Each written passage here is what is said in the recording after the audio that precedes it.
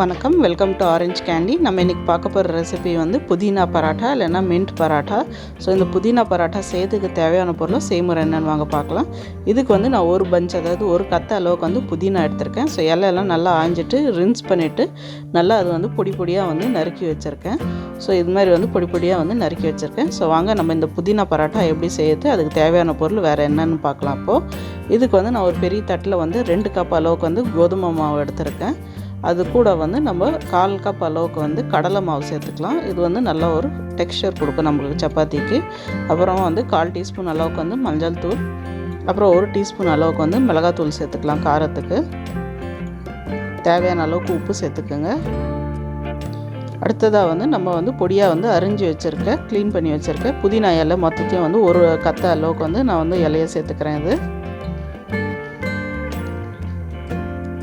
இது கூட வந்து 1/2 டீஸ்பூன் அளவுக்கு வந்து சீரகம், இது வந்து ஒன்றும் பாதியமாக வந்து நான் இடித்து வச்சுருக்கேன். ஸோ அது ஒரு நல்ல ஒரு வாசனை தரும்.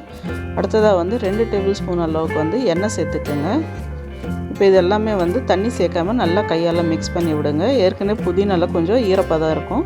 ஸோ அதனால் டைரெக்டாக வந்து தண்ணி சேர்க்காதீங்க. தண்ணி சேர்த்திங்கன்னா ரொம்ப தண்ணி ஆகிடும்.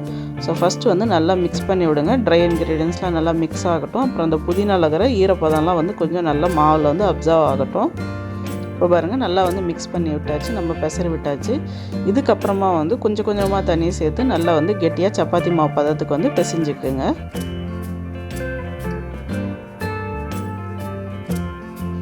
இப்போ பாருங்கள், மாவு வந்து நல்லா கெட்டியாக நம்ம சப்பாத்தி மாவு பதத்துக்கு வந்து பிசைஞ்சாச்சு. இப்போ இது வந்து நம்ம சின்ன சின்ன உருண்டையாக பிடிச்சிக்கலாம். நம்ம சப்பாத்தி சேர்த்து அளவுக்கு வந்து தேவையான அளவுக்கு சைஸ்க்கு வந்து உருண்டை பிடிச்சிக்கலாம். அடுத்ததாக வந்து நம்ம சப்பாத்தி திரட்டுற கல்லில் வந்து கொஞ்சமான கோதுமை மாவு வந்து டஸ்ட் பண்ணிக்கலாம். டஸ்ட் பண்ணிட்டு நம்ம எடுத்து வச்சுருக்க ஒரு சின்ன உருண்டையை வச்சு அதுவும் கோதுமை மாவில் டஸ்ட் பண்ணிடலாம்.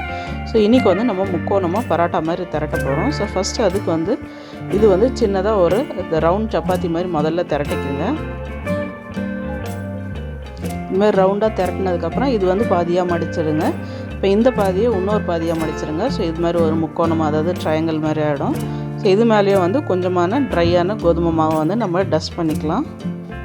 போட்டுட்டு இது வந்து நம்ம நல்லா முக்கோணமாக பராட்டா மாதிரி இது வந்து திரட்டிக்கலாம். இதுதான் ஆக்சுவலி வந்து நம்மளுக்கு பராட்டா ஷேப் முக்கோணமாக இருக்கிறது. ஸோ பாருங்கள், இதான் வந்து நம்ம மின்ட் பராட்டா வந்து ரெடியாக இருக்குது சுட்டு எடுக்கிறதுக்கு. இப்போ நம்ம வந்து சூடான தோசைக்கல்லில் போட்டு நல்லா வந்து சுட்டு எடுத்துடலாம். ஸோ தவா நல்லா சூடானதுக்கப்புறம் இது சேர்த்துக்குங்க. ஒரு சைடு வந்து இது மாதிரி ஸ்லைட்டாக வெந்ததுக்கப்புறமா 1/2 ஸ்பூன் அளவுக்கு வந்து எண்ணெய் சேர்த்து நல்லா வந்து தடவி விட்டுருங்க. இது மாதிரி செஞ்சிங்கன்னா எண்ணெய் வந்து நிறைய அப்சார்ப் பண்ணது. நம்ம சப்பாத்தி ஸ்லைட்டாக வெந்ததுக்கப்புறம் நம்ம எண்ணெய் வந்து மேலே தடவணும். ஸோ இதே மாதிரி திருப்பி போட்டு இன்னொரு பக்கமாக வந்து ஸ்லைட்டாக வெந்ததுக்கப்புறம் அது மேலே வந்து எண்ணெயை வந்து நல்லா தடவி விட்டுருங்க. இப்போ 2 பக்கமாகவும் நல்லா திருப்பி போட்டு நல்லா வந்து சுட்டு எடுத்துக்கலாம். சுடும் போதே வந்து நல்லா புதினா வாசனை கம்மந்து சூப்பராக இருக்குது வாசனை. நல்லா கிச்சனே வந்து மணக்குது, அந்த அளவுக்கு இருக்குது இந்த பராட்டா. ஸோ பாருங்கள், நல்லா 2 பக்கமாகவும் திருப்பி போட்டு 2 பக்கமாக நல்லா வேகட்டும்ன்ட்டு நம்ம சுட்டுடலாம்.